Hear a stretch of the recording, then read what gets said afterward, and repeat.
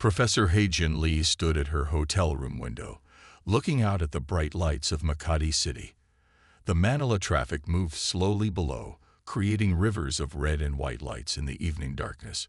She was tired from her long flight from Seoul, but something about this city made her feel strangely awake. She had come to Manila for a simple science conference, where she was supposed to talk about her research on how animals sleep. At least, that's what she had told her university. The real reason sat in her hands, a plain white envelope that had been waiting for her at the hotel's front desk. The envelope contained a single piece of paper with a set of numbers written on it, coordinates pointing to somewhere in Palawan, an island in the western Philippines. At the bottom was a signature she knew very well, Dr. Jaiho Park, her old friend and colleague who had disappeared 3 years ago while studying sleep patterns in Philippine tribes. This can't be real, Heijin said to herself, touching the paper carefully. She had searched for Jaiho for months after he vanished. The police had found his research camp empty, his notebooks filled with strange drawings and notes about people who could go without sleep for weeks. Heijin sat down at the small desk in her room and turned on her laptop. She opened her email and found Jaiho's last message to her from 3 years ago. She had read it so many times that she knew every word. Heijin, I found something amazing here. The people in this tribe, they don't sleep like normal people. They say they can talk to beings in their dreams.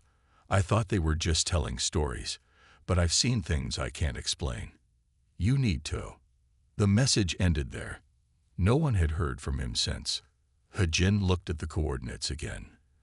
They pointed to a place near El Nido, a small town known for its beautiful beaches and limestone cliffs.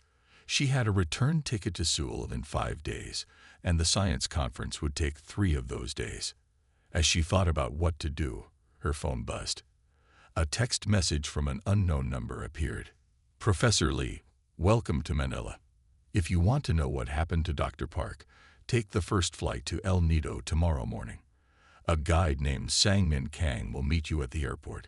He knows things about sleep that will change how you see the world. A friend. Heijin's heart beat faster. The logical part of her brain told her this could be dangerous. She was a scientist, not an adventurer. But she was also one of the world's top experts on sleep patterns in living things, and Jaiho had been her best friend. She looked out the window again. The city lights seemed different now, almost like they were calling to her. In her 15 years of studying sleep, she had never found anything truly unexplainable. Everything had always followed the rules of science. But Jaiho's last message, these coordinates, and now this mysterious text, they hinted at something beyond her understanding. Heijin picked up her phone and opened the airline's website.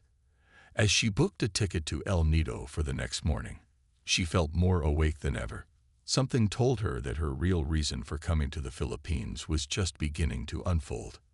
She spent the next hour repacking her suitcase, changing her conference presentation to a video recording, and sending emails to explain her sudden change of plans. As she finally lay down to sleep, the coordinates from the envelope seemed to float in her mind. Whatever she would find in El Nido, she knew it would either prove Jaiho had made an amazing discovery, or it would finally explain what had happened to her friend. Either way, she had to know the truth. The small plane landed at El Nido Airport just as the sun was rising. Heijin walked into the simple terminal building, carrying her backpack and rolling her small suitcase. She looked around for someone who might be Sangmin Kang. A tall man in his early 30s stood near the exit, holding a sign with her name. He wore neat hiking clothes and had a friendly smile, but Heijin noticed something unusual about his eyes. They looked too alert, too focused for someone at this early hour. Professor Lee, he said as she approached. I'm Sangmin. Welcome to El Nido. You're the guide? Heijin asked, studying his face. The one who knows about sleep patterns. Sangmin looked around carefully before answering. Let's talk in the car. There's much to show you. They drove along the coastal road in Sangmin's Jeep. The morning sun lit up the limestone cliffs and the blue sea. Under different circumstances, Ho Jin would have enjoyed the beautiful view, but she had too many questions. "When was the last time you slept?" she asked suddenly, watching Sang-min's face. He smiled but kept his eyes on the road. 12 days ago, for about 2 hours. Ho Jin sat up straighter. As a sleep expert, she knew this should be impossible. A human brain needs regular sleep to function. Yet Sang-min seemed perfectly normal, better than normal, in fact. "That's not possible," she said. "The human body can't." "Things are different here," Sang-min interrupted. "Something is changing in these islands. More people like me are appearing. We don't need much sleep anymore, and when we do sleep..." He paused. "We see things." He turned onto a smaller road that led into the jungle. Dr. Park found us. He studied us. Then he found something else, something bigger. That's why he disappeared. "Is he alive?" Ho Jin asked the question that had bothered her for 3 years. "Yes," Sang-min said, "but finding him won't be easy. First, you need to understand what's happening here." They stopped at a small village. Several people were working in their gardens or fixing their houses, looking completely normal. But Ho Jin noticed they all had the same alert look as Sang-min. An old woman approached their jeep. "You brought her," she said to Sang-min in English. "Good. Show her the cave." They walked through the village to a path that led up into the hills. Ho Jin saw scientific equipment set up near some of the houses, machines that measured brain waves and sleep patterns. They looked like the same kind Jai-ho had used in his research. "Your friend set these up," Sang-min explained. "He was recording our sleep patterns, or rather, our lack of sleep. But the interesting part isn't that we don't sleep much.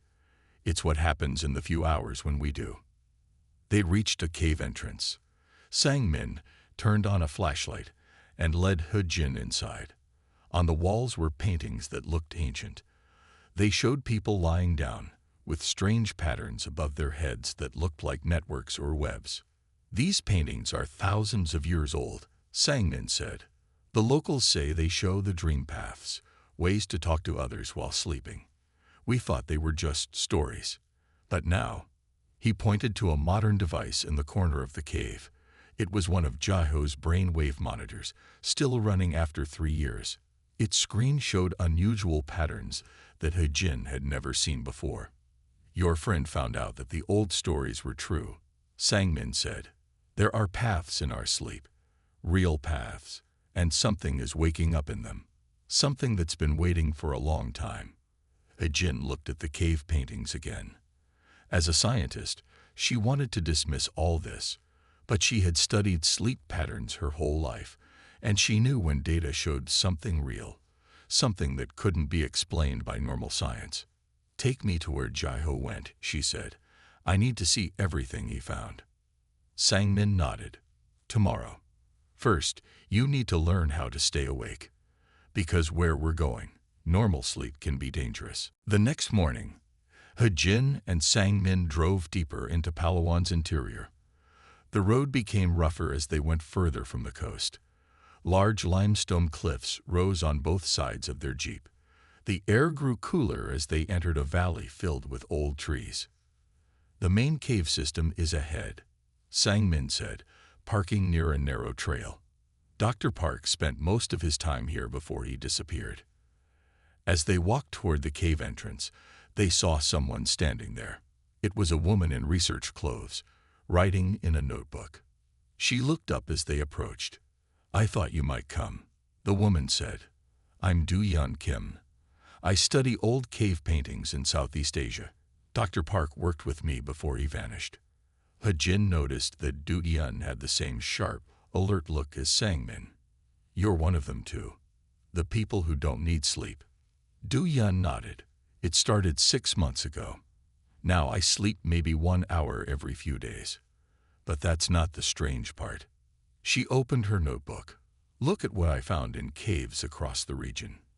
The notebook showed drawings of cave paintings from different places: Thailand, Indonesia, Malaysia, and the Philippines.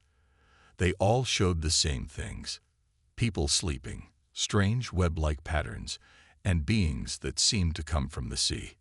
These paintings are all from the same time, Du Yin explained. About 15,000 years ago. They tell a story about visitors who taught humans to walk in dreams. They walked into the cave together. The air inside was cool and damp. Their flashlights showed more paintings on the walls, but these were different from the ones He Jin had seen before. These showed detailed maps of what looked like networks or pathways. Dr. Park thought these were maps of dream paths. Du Yin said, "At first, I didn't believe him, but then I started having the dreams myself." She led them deeper into the cave. The passage went down, getting narrower. Then it opened into a large room. In the center was a pool of clear water. The walls around it were covered with more paintings, but these looked newer. Dr. Park made these, Sangmin said. He was trying to copy what he saw in his dreams. He Jin studied the new paintings. They showed the same web-like patterns, but with more detail. There were symbols that looked like writing, but in no language she knew.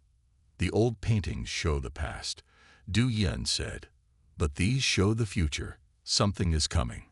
The dream paths are opening again. Suddenly, their flashlights began to flicker. The water in the pool started to glow with a soft blue light. He Jin felt very tired, even though she had slept well the night before. "It's starting," Sangmin said quietly. "The cave does this sometimes. The air feels heavy, and people who aren't used to it get sleepy." He Jin tried to stay awake, but her eyes kept closing. The last thing she saw was the glowing pool. The water seemed to move in patterns that matched the drawings on the walls. "Don't fight it." Du Yin's voice seemed to come from far away. "This is how it begins. This is how we learn to walk the dream paths." He Jin felt herself falling asleep, but this wasn't normal sleep. As her eyes closed, she saw the cave paintings come alive. The web-like patterns began to move and spread, forming paths of light that seemed to lead somewhere beyond the cave, beyond the normal world. She was about to take her first step into the dream paths that had changed her friend's life forever. He Jin opened her eyes to find herself still in the cave, but everything looked different. The walls glowed with soft blue light, and the patterns she had seen in the paintings now floated in the air like glowing strings. "Welcome to the dream paths," said a young man's voice. He Jin turned to see someone new standing near the pool. He looked about 20 years old and wore simple fishing clothes. "I'm Young-ho Choi," he said. "Dr. Park asked me to wait here for you." His form seemed to shimmer slightly, like a reflection in moving water. He Jin looked around. Sang-min and Du Yun were still there, but they looked different too. More solid than Young-ho, but with a faint glow around them. "Where exactly are we?" He Jin asked. Her scientific mind tried to make sense of what she was seeing. "We're in what Dr. Park called the interface," Young-ho explained. "It's a place between sleeping and waking. The ancient people knew about it. They used it to talk to each other across great distances." Young-ho walked to the pool and touched the water. Ripples spread out, and images appeared on the surface. He Jin saw different places around the Philippines, villages, caves, and beaches. In each place, there were people with the same faint glow around them. "We call ourselves dreamwalkers now," Young-ho said. "There are more of us every day. Dr. Park thinks something is waking up in the world, something that's been sleeping for thousands of years." He Jin watched as Young-ho moved his hand over the pool again. The water showed a new image, a group of people in an ancient village, using the same dream paths they were seeing now. "Our ancestors knew about this," Du Yun added, her voice sounding distant and close at the same time. "They used these paths to share knowledge and warnings across the islands. But something happened. They stopped using the paths, and the knowledge was lost." Suddenly, the cave trembled slightly. The glowing strings in the air moved like they were being blown by wind. "Someone else is entering the paths," Sang-min said. "Someone strong." A new figure appeared near the pool. He Jin recognized him immediately from his research photos. It was Jeho Park, but like Young-ho, his form wasn't quite solid. "Hejin," Jeho said, his voice echoing strangely. "I'm sorry I had to bring you here this way, but you needed to see this for yourself. The Dreamwalkers are just the beginning." "Where are you?" Hejin asked. "Why can't you come back?" "I'm deeper in the paths," Jeho answered. "There are beings here, Hejin. The ones our ancestors met. They've been waiting for us to find the paths again. But we need to be careful. Not everyone is ready for what they want to show us." Before Hejin could ask more questions, the cave shook again, harder this time. The glowing strings began to fade. "Our time is running out," Young-ho said quickly. "The interface is closing. But now that you've been here once, you can find your way back. We'll be waiting." Hejin felt herself being pulled away from the dream paths. The last thing she saw was Jeho's face, looking worried but determined. "Find Su Jin-yoon in Porta Princesa," he called out as everything faded. "She's a government scientist. She's seen what's coming. We'll need her help." Hejin woke up on the cave floor. Sang-min and Do-yeon were waking up too. The pool was dark now, but Hejin could still remember every detail of what she had seen. "How long were we asleep?" she asked. "Only 5 minutes," Sang-min answered, checking his watch. Time moves differently on the dream paths. Hejin stood up, her mind racing with questions. But one thing was clear. She needed to find Su Jin-yoon. Whatever was happening in the Philippines, it was bigger than she had imagined. The drive to Porto Princesa took several hours. Hejin sat in the back seat of Sang-min's jeep, thinking about everything she had seen in the cave. Do-yeon had stayed behind to study the paintings more, promising to contact them if she found anything new. The city of Porto Princesa was busy when they arrived. The streets were full of people shopping and working, unaware of the strange things happening in their province. Sang-min drove to a government building near the center of the city. "Su Jin-yoon works in the science department here," he explained. "She studies weather patterns, but lately she's been looking into other things." They found Su Jin in her office, surrounded by computer screens showing maps of the Philippines. Red dots covered the maps, marking locations across the islands. When she saw them, she quickly closed several files on her computer. "Professor Lee," Su Jin said, standing up. "Dr. Park told me you would come." She looked tired, with dark circles under her eyes. "I haven't slept in 3 days. The patterns are getting stronger." "What patterns?" Hejin asked, looking at the maps. Su Jin turned one of her screens around. It showed the Philippines at night, but with strange lights that moved like rivers in the sky. These energy patterns started appearing 6 months ago. They matched the ancient dream paths exactly. She opened another file on her computer, but that's not all. Similar patterns are appearing around the world. "Look." The screen showed a world map. The same kind of lights were appearing over other places: Indonesia, Japan, parts of South America, and Africa. "The Dreamweavers are waking up," Su Jin said quietly. "That's what they call themselves. Dr. Park has been talking to them." Suddenly, all the lights in the building went out. The computer screens stayed on, running on backup power.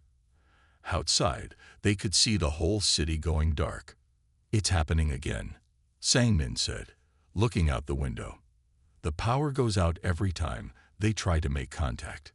Hejin felt the same sleepy feeling she had experienced in the cave. She sat down in a chair, trying to stay awake. Around her, she could see Su Jin and Sang-min fighting sleep too. "Don't resist," Su Jin said, her voice getting distant. "They want to show us something." This time, when Hejin opened her dream eyes, she wasn't in the cave. She was floating in what looked like space, but the stars were connected by the same glowing strings she had seen before. Other people were there too. Sang-min, Su Jin, and hundreds more from around the world. Then she saw them. The Dreamweavers. They looked like patterns of light that could change shape. They moved through the dream paths as easily as fish through water. One of them came closer to Hejin, It didn't speak with words, but she could understand its thoughts. "We have waited long," it shared. "Your people are ready now. The dream paths can be opened again." Images flowed into He-Jin's mind. Pictures of a future where humans could share thoughts and feelings across any distance, where knowledge could flow as freely as light. "But there is a price," the Dreamweaver continued. "To walk the dream paths fully, humans must change. Sleep as you know it will end. A new kind of consciousness will begin." The vision ended as quickly as it had started. He-Jin woke up in Soo-Jin's office. The power was still out, but morning light was coming through the windows. "How long?" she asked. "All night," Sang-min answered. "They've never made contact for so long before. Something is changing." Soo-Jin was already at her computer, typing quickly. Similar blackouts happened in 20 other cities around the world last night. The Dreamweavers aren't just contacting us anymore. They're offering us a choice. He-Jin looked out at the city as the power came back on. "What do we do now?" "We find Dr. Park," Soo-Jin said. "He knows more than he's telling us, and we need to understand exactly what the Dreamweavers are offering before it's too late." The morning after the worldwide blackout, He-Jin sat in a conference room at the government building in Puerto Princesa. Soo-Jin had called an emergency meeting with scientists from different parts of the Philippines. The room was filled with people who looked both excited and worried. "The pattern is spreading," Soo-Jin explained, showing new maps on a large screen. "More people are entering the dream paths every night. We estimate there are now 10,000 dreamwalkers worldwide." He-Jin noticed that many of the scientists in the room had the same alert look she had seen in the others. They were becoming dreamwalkers too. A video call came in from Seoul. The face on the screen belonged to Min Ji-kwon, the CEO of a large technology company. Her eyes were sharp and focused. She clearly hadn't slept in days. "Professor Lee," Min-ji said, "your discovery is causing quite a stir. My company is very interested in the commercial possibilities of these dream paths." Before He-Jin could respond, the lights flickered. The air grew heavy, just like in the cave. Several people in the room started to fall asleep.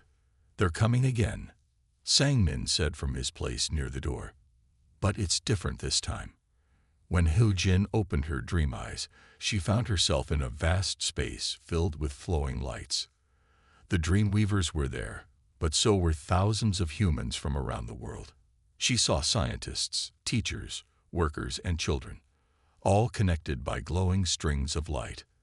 Dr. Park appeared beside her, his form clearer than before. "Now you understand why I couldn't come back," he said. "The Dreamweavers showed me what was coming. They needed someone to help prepare the way." The Dreamweavers began to share their message with everyone present. They showed visions of Earth's past, ancient times when humans and Dreamweavers worked together, sharing knowledge through the dream paths. They showed how this connection was lost when humans chose to develop in a different direction. "Now you must choose again," the Dreamweavers communicated. "We offer you the gift of shared consciousness. No more barriers of language or distance, but it will change your species forever." He-Jin saw two possible futures.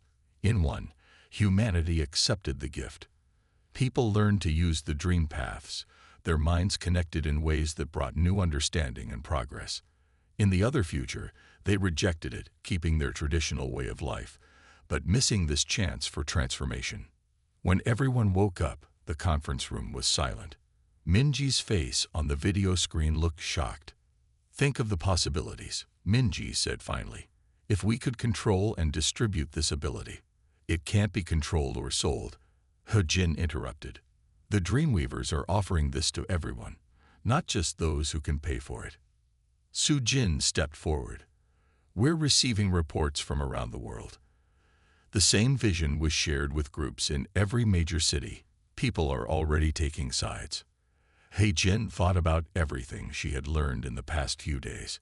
As a scientist, she had always looked for logical explanations, but now she faced something that went beyond ordinary science.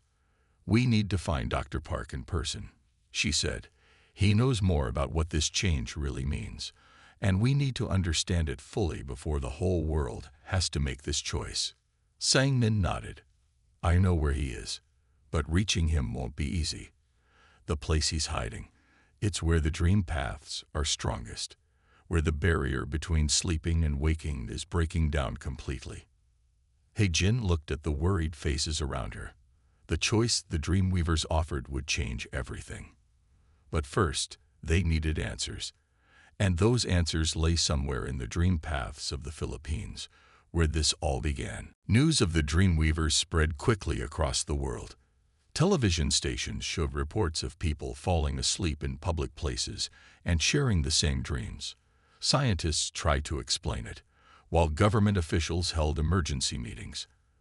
Hye-jin watched all this from a small boat heading to a remote island in Palawan. Sang-min steered the boat through the dark water, while Soo-jin checked a map on her tablet. The moon lit up the limestone cliffs around them. Dr. Park's signal is coming from that island, Soo-jin said, pointing ahead. But something is interfering with our equipment. The dream paths are very strong here. As they got closer to the island, Hye-jin noticed strange lights in the water. They looked like the glowing strings she had seen in the dream paths, but now they were appearing in the real world. The barrier is breaking down, Sang-min explained. The dream world and the real world are starting to merge in places like this. They reached the island and found a small beach. As they pulled the boat onto the sand, Hye-jin's phone rang. It was Min-ji Kwon again. Professor Lee, Min-ji's voice was urgent. My company has developed a device to control access to the dream paths. We can regulate who gets this ability and who doesn't. Think of the possibilities. That's not what the Dreamweavers want, Hye-jin replied. This gift is meant for everyone. Progress needs to be controlled, Min-ji argued. We can't just let this power spread freely. There would be chaos. Before Hye-jin could answer, a bright light appeared on the beach. Dr. Park walked out of it, looking solid and real this time. Young-ho was with him. Min-ji Kwon isn't the only one trying to control this, Dr. Park said. Governments and companies around the world are racing to find ways to limit access to the dream paths, but they don't understand what's really happening. He led them up a path into the forest. They came to a clearing where several small houses stood. More people were there, dreamwalkers from different countries, all gathering in this special place. The Dreamweavers chose the Philippines for a reason, Young-ho explained. These islands have always been a bridge between worlds. The old cultures here never completely forgot about the dream paths. Inside the largest house, they found maps and scientific equipment. Dr. Park had been studying the changes happening around the world. His research showed how the dream paths were growing stronger each day. The Dreamweavers aren't just offering us a gift, Dr. Park said. They're warning us. Humanity is reaching a point where we must evolve or fall back. The old way of thinking, trying to control and sell everything, won't work anymore. Suddenly, all their phones started ringing. Soo-jin checked her tablet and gasped. It's happening everywhere, she said. Millions of people are entering the dream paths at once. No one can stop it. Hye-jin felt the familiar sleepy feeling coming over her, but this time, it was different. She could see the dream paths while still being awake. The glowing strings filled the air around them. The awakening has begun, Dr. Park said softly. Now we have to help people understand what's happening. This isn't just about having strange dreams or staying awake longer. It's about humanity taking its next step forward. Through the windows, they could see more lights appearing in the sky. The Dreamweavers were making themselves known to everyone, not just the Dreamwalkers. The time for hiding was over. The gift they offered would change everything. But first, they had to make sure it changed things for the better. 3 months after the events on the island, Hye-jin stood at a window in a new research center in Manila. The building had been created specifically to study and understand the dream paths. Scientists from around the world worked here, learning about humanity's new ability. The changes had come faster than anyone expected. After the mass awakening, Millions of people could access the dream paths. Old barriers of language and distance fell away as people learned to share thoughts and feelings directly. Dr. Park worked in his new office down the hall, writing the official history of first contact with the Dreamweavers. Young Ho had become a teacher, helping new dreamwalkers learn to use their abilities safely. Su Jin led a team that studied how the dream paths affected Earth's natural systems. "The morning report is ready," Sang-min said, entering He Jin's office. He no longer needed to sleep at all, but he had learned to rest his mind in other ways. He Jin looked at the report on her tablet. The numbers were impressive. Over 1 billion people worldwide could now access the dream paths. Schools were teaching children how to use their new abilities responsibly. Hospitals used dream paths to help heal minds and bodies. Min Ji-kwon called again, Sang-min added. Her company is doing better than ever, helping build technology that works with the dream paths instead of trying to control them. He Jin smiled. The business leader had learned an important lesson. Some gifts couldn't be owned or sold. They had to be shared freely. A soft chime sounded through the building. It was time for the daily global connection. He Jin sat in her special chair and closed her eyes. Within moments, she was in the shared space of the dream paths. Thousands of others were there too. Scientists from Japan shared their latest discoveries. Teachers from Africa showed new ways to help students learn. Doctors from Europe demonstrated healing techniques that combine modern medicine with dream path abilities. The Dreamweavers were there as well, their light forms moving among the humans. They seemed pleased with how their gift was being used. They had been right. Humanity was ready for this change. He Jin found Dr. Park in the shared space. "Did you know it would work out this way?" she asked. "I hoped it would," he answered. "The Dreamweavers showed me possibilities, but the choices were always ours to make. Humanity chose to use this gift for connection rather than control." They looked out over the dream paths together. The glowing strings stretched across the earth, connecting minds and hearts in ways that would have seemed impossible just a few months ago. The Philippines glowed especially bright, the place where it had all begun. Back in her office, He Jin opened her eyes. The sun was setting over Manila Bay, painting the sky in beautiful colors. On her desk was a copy of her new book, The Sleep Revolution: How the Philippines Changed the World. She thought about her journey, from a simple science conference to the discovery that changed human history. The world was different now, but in many ways it was better. People understood each other more deeply. They solved problems together in new ways. "Ready for the evening meeting?" Sang-min asked from the doorway. "The new group of international students is arriving." He Jin nodded and gathered her things. There was still so much to learn about the dream paths, so many new discoveries to make. But now they would make those discoveries together, connected by the gift that had first awakened in the caves and islands of the Philippines. The future was wide awake, and it was beautiful.